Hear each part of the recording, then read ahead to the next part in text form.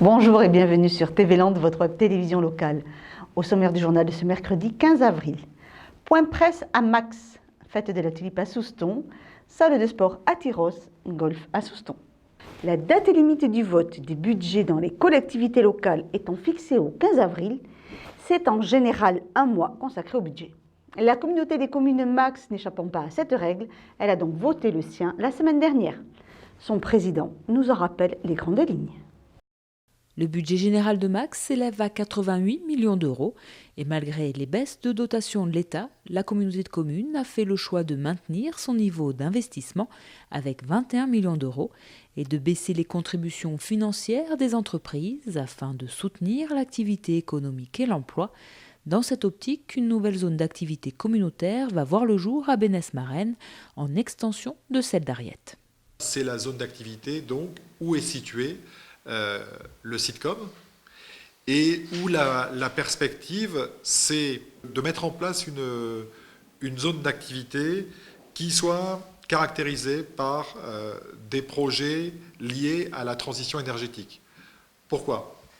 Tout simplement parce que certes l'UVE a représenté une contrainte, parce que ça représente presque la bagatelle de 100 millions d'investissements, de se mettre aux normes européennes et puis de se mettre aux normes par rapport aux injonctions du préfet.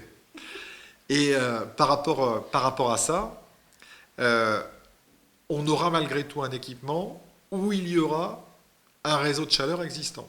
Ce réseau de chaleur existant pourra servir pour d'autres entreprises ou d'autres activités connexes.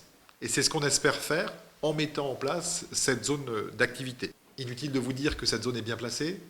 Elle est juste sur l'échangeur autoroutier, que donc, avec la proximité de l'autoroute, ça limite aussi le transit des camions, et il nous a semblé que c'était un investissement important. Autre point essentiel pour Max, le développement de son réseau de fibre optique. Cette injection de fonds, de nouveaux fonds, va nous permettre de développer le réseau Wi-Fi saisonnier. Il y a déjà des bornes qui seront ajoutées pour cet été. Ça va nous permettre aussi d'être en situation de raccorder 120 sites publics et privés à la fibre, zone d'activité d'une part, mairie, école d'autre part, qui sont pour nous un élément important parce que les tablettes des enfants fonctionnent tellement bien que à force, il sature le réseau. Donc quand on aura une desserte en très haut débit, il n'y aura plus de problème d'engorgement. Et donc c'était un élément important. C'est très bien d'apporter un média, encore faut-il que celui-ci puisse être exploité complètement. Et les chères têtes blondes ont parfaitement intégré ces nouveaux outils. Et donc il nous faut toujours plus de débit. Ce week-end, vous aviez rendez-vous à Souston pour la traditionnelle fête de la tulipe. Cette 21e édition sous un soleil radieux a su émerveiller petits et grands. Pour les absents, en voici un aperçu. Blanches, jaunes, prunes ou rouges, les tulipes se sont parées de leurs plus belles couleurs pour la 21e fête de la tulipe. Un cortège de cylindrés, de 2 chevaux et de danses en tout genre ont ouvert un bal de chars colorés. Nous, on y vient tous les ans, hein. Mais alors cette année, le temps est alors très très favorable, hein. Les allures aériennes de la montgolfière de l'association Cyclo ont su séduire le jury, puisqu'elle a reçu le prix du fleurissement. Le travail nous a demandé quand même pas mal d'heures. C'était une conception qu'on ne faisait pas habituellement, c'est-à-dire qu'on s'est servi de fer à béton pour faire le ballon, alors qu'habituellement on travaillait plutôt sur du bois. Je n'ai pas compté les tulipes, je ne sais pas exactement combien il y en a par caisse, mais on a mis en place 38 caisses, 25 mètres carrés en gros, quoi. La fête de la tulipe, c'est un événement à Souston. Nous, on est des nouveaux Soustonnais accueillis par le club vélo depuis quelques années et on y trouve beaucoup de plaisir. Et c'est vrai que ce qui était admirable, c'est que vraiment presque la majorité des adhérents ont participé à la conception. Bon, je pense qu'Alain a eu l'idée majeure de la montgolfière. C'est lui qui a fait le gros œuvre et qui a quand même élaboré le projet. Après, au niveau du fleurissement, je crois que samedi, on peut se féliciter que vraiment la plupart des gens du club sont venus travailler à mettre les tulipes et ça c'était super sympa. On est venu voir la famille et on est venu un peu plus tôt pour voir justement la fête de la tulipe. C'est très bien. Surtout pour les enfants, voilà, les petits, on a pu leur montrer les manèges, ce qu'est un corso fleuri et voilà, comme vous les entendez, ils s'éclatent. Pour moi, l'hôtel de ville, c'est le plus beau. C'est grâce à sa mairie de Tulipe que le conseil municipal des jeunes a été récompensé par le prix spécial du jury. Le FCPE et sa classe fleurie reçoit le prix d'honneur pour sa première participation. Chacun son char préféré. Compétition ou non, l'entraide règne. Des habitués, comme Michel Fontaine, participent à la conception de plusieurs chars. Moi j'ai commencé à faire les structures au début de l'année. Au fur et à mesure, et puis en plus il faut s'y ajouter quelques idées. À nous, avec le club randonnée, nous sommes 38 personnes, hein. Donc ça va très vite. Là. Une année spéciale, donc, un trophée spécial pour l'association Voisinage qui nous a mis l'eau à la bouche avec son gâteau d'anniversaire. Le thème était important pour nous cette année, c'était un thème très très joyeux. De fêter ses 20 ans, on y a tous pensé.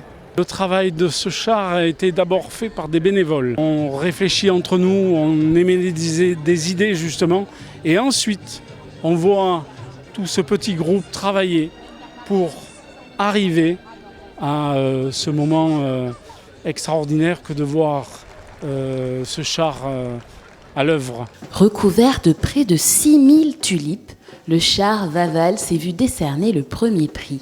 J'ai bien aimé le char du foyer. Nous participons chaque année à la fête de la tulipe.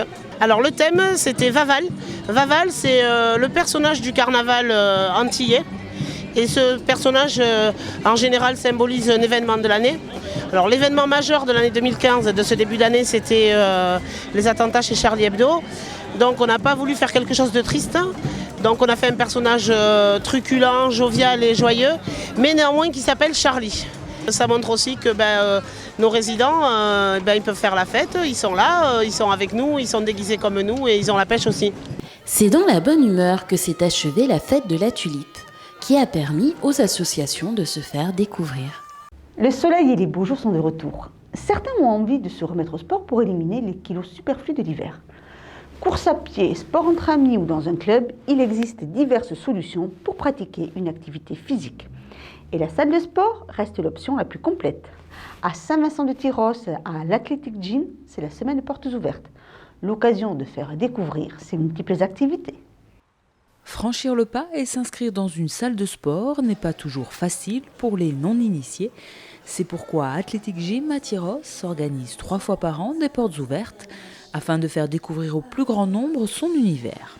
C'est jamais évident de pousser la porte d'une salle de gym où il y a encore des a priori concernant les activités que l'on propose. Donc bon, voilà, ça permet à la clientèle d'amener des personnes de leur entourage pour venir essayer. Body pump, TRX, Zumba, Pilates, Body Balance, Shebam, une vingtaine d'activités sont proposées, des plus physiques pour les accros à l'effort aux plus douces, avec des cours collectifs dans la grande salle ou en plus petits groupes. Ce qu'on propose actuellement, ce sont des cours en coaching, mais en petits groupes, en small group training. Donc les Grid Series, c'est un cours qui va se faire à 10-12 personnes, grand maximum, dans cette salle, justement, la salle de coaching. Et là, le coach est vraiment là pour motiver davantage les gens. On s'approche de la personne, on va vraiment le pousser à sa limite. Ensuite, nous avons aussi des cours de TRX. Là, ça se fait à 6 personnes. Cours d'une demi-heure, axé sur le renforcement profond. Et là aussi, le coach est plus près des gens. Et nous développons aussi le boot training. Donc le boot training, c'est comme un entraînement qu'on peut retrouver à l'extérieur, grimper sur un filet, passer dans des pneus. Vraiment un challenge. Et le coach est aussi là pour motiver. Toujours encadré par des professionnels, sportifs confirmés ou débutants, tout le monde peut trouver l'activité adaptée à ses besoins et ses envies, avec la possibilité de réaliser un programme d'entraînement adapté. À l'inscription, ce qu'on fait, c'est qu'on propose un bilan personnalisé. On pose des questions, on détermine les objectifs, les besoins de la personne. Et ensuite, en fonction de ce bilan, on va établir un programme plus ou moins axé sur les cours collectifs, un mix entre les cours collectifs, l'espace cardio, musculation. Et ensuite, les programmes sont revus toutes les 3 semaines. Avant de s'inscrire, cette semaine portes ouvertes permet aux visiteurs de découvrir et surtout d'essayer les machines et de tester les cours. De l'espace cardio-musculation à la salle de bike et ses 50 vélos, en passant par les 2 salles de fitness, tout est ouvert gratuitement au public. Il y a des cours où on est limité en nombre de personnes, donc forcément il y a une réservation qui va se mettre en place. Sinon la plupart des cours sont en libre service, il y a suffisamment de place et d'espace pour accueillir du monde. Pour toutes celles et tous ceux qui hésitaient à pousser les portes de l'Athletic Gym, l'occasion vous est offerte de découvrir ces 1600 m² dédiés au fitness et de rencontrer sa sympathique équipe qui se fera un plaisir de vous accueillir. Les portes ouvertes se poursuivront jusqu'au samedi 18 avril à 13 h, zone artisanale de Casablanca à Saint-Vincent de Tyrosse. L'association pour jeunes adultes handicapés Eden a pour ambition de créer une structure d'accueil à Souston. Ce week-end, elle avait organisé une compétition de golf à Souston-Plage, l'occasion de se faire connaître et de récolter des fonds pour mener à bien son projet. Explication. Ce week-end, le golf de Pinsol et l'association Eden organisaient pour la première fois une compétition en partenariat. Alors, c'est une compétition en stable fort qui s'étale sur toute la journée. Donc, on a 40 participants qui vont participer à cette compétition au profit de l'association Eden. C'est sur 18 trous, bien sûr, en stable fort, ça compte pour l'index. Donc, toutes les personnes qui sont là sont des golfeurs aguerris, plus ou moins. Et ça comptera pour leur classement. Si l'année prochaine, on renouvelle cette compétition, on fera peut-être sur deux vagues, donc on pourra accepter 80 personnes. L'association Eden, qui existe depuis avril 2013, souhaite aider les jeunes adultes handicapés à se socialiser.